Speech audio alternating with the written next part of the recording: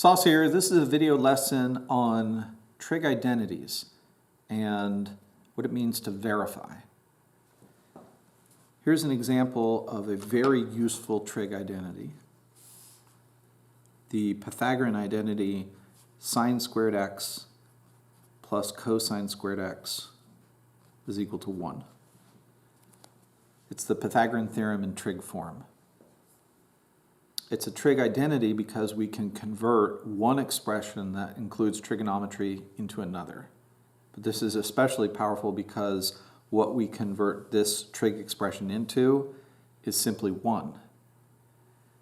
There are many trig identities that can help in a variety of equations and verification problems that include trigonometry. We're going to keep it very limited to just a few, but the most useful. Another simple trig identity is we can identify tangent of theta as its equivalent sine theta over cosine theta. And the reciprocal trig secant theta is equal to 1 over cosine theta. Cosecant of an angle is equal to 1 over the sine of that angle. And it doesn't matter, of course, what symbol we use for the angle. It matters what the expression is. Cotangent of theta is equal to 1 over tangent theta. Stuff it in there. So what does it mean to verify? Verify is a distinct direction, a different kind of problem in which we're given an equation and we need to demonstrate that the two sides of the equation are equal. For example, verify that the secant squared of an angle times 1 minus cosine squared of the angle is equal to tangent squared of the angle. And because this is a verify problem, we're expected to verify that one side equals the other. We are not expected to solve this equation for x. And in fact, any amount of algebra is inappropriate for a verification. We have to keep the two sides separate. We can change the expression into something else that is equivalent on either side, but we can't do something algebraically like an operation to both sides. I'll show you what I mean as we work this example. I tend to, in a verify problem, put a line down the center that splits the two sides at the equal sign to remind me that I'm not using algebra. I have to work the sides independently. Verify problems can be very challenging. And so I have a strategy that I always use to help me through a verify problem. The first thing that I do is I convert all of my trigonometry into sine and cosine form.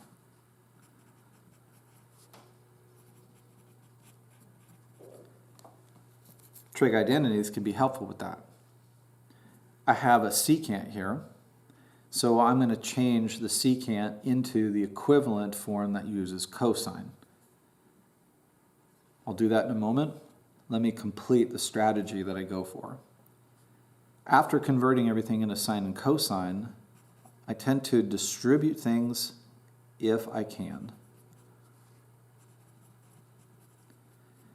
And then I combine fractions, if there are fractions to be combined. I found that doing those algebraic things, if the problem has them in it, tends to make it into a simpler form so that I can get farther in the problem. Also, factor and cancel.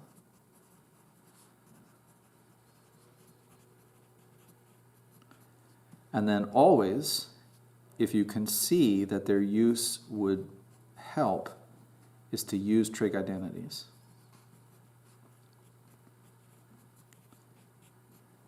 So I'm going to go through this example as a verify problem, and you're going to see me go through this list of strategies from the top all the way down until I complete the problem. First, I see that I have a secant and a tangent. So I'm going to convert those into their sine and cosine form. Tangent is quite simply equal to sine over cosine. So if I have a tangent squared, which is tangent times tangent, each one turns into a sine over cosine, and then I can combine them by multiplication.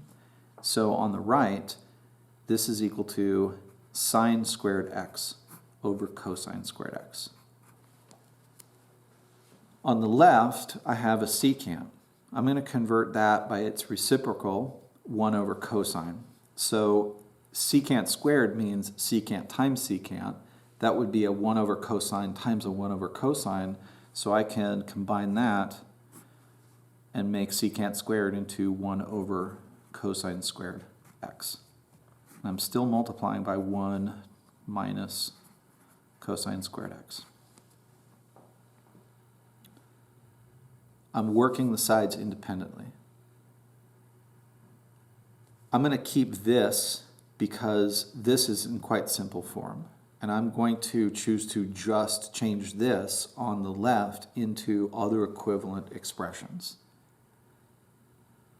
The next thing in my strategy is distribute if I can.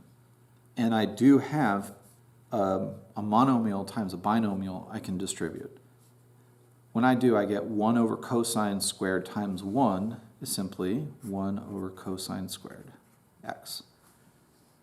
And then the 1 over cosine squared times cosine squared makes this a minus cosine squared x over cosine squared x.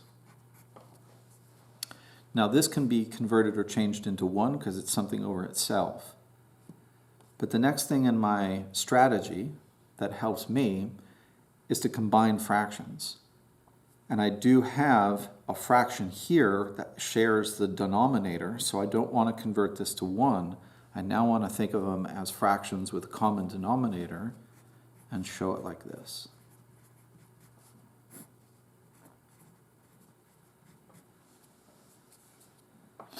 Now, remember this is a verify problem. It's not algebra. It would be a mistake in looking at these two signs to think these are two sides of an equation. If I multiply both sides by cosine squared, I can eliminate that. But that's the algebraic process and is not appropriate for a verify. I have to work the sides independently, and what I'm trying to do is turn either side into an equivalent expression that is equal to any equivalent expression on the other side.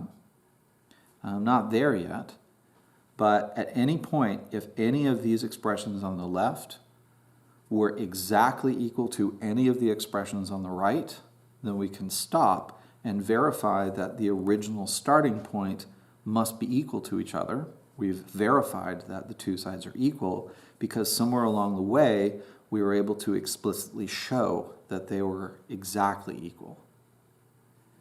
We're not there yet. I'm going to take a look at this numerator, 1 minus cosine squared x, and think the Pythagorean identity, which is very useful, can be used here if I think of the version that you get when you subtract cosine squared from both sides. If I take the Pythagorean identity and I subtract cosine squared from both sides, I'll get 1 minus cosine squared x, which is what I have in my verify problem, and that'll be equal to sine squared x. So I can convert the 1 minus cosine squared x into its equivalent sine squared x. And it's at this point where I see that I have on both sides the exact same expression. So I'm finished. I have verified that the original equation, the sides must have been equal, because along the way, when I listed all the equivalent expressions equal to this one, I found that one that was on this side that was exactly equal. Now, this strategy helps me, but when you do this kind of problem, do whatever seems natural for you. You might find a trig identity early in the problem that converts it right away, so that you don't need to distribute or combine fractions or even convert into sine and cosine.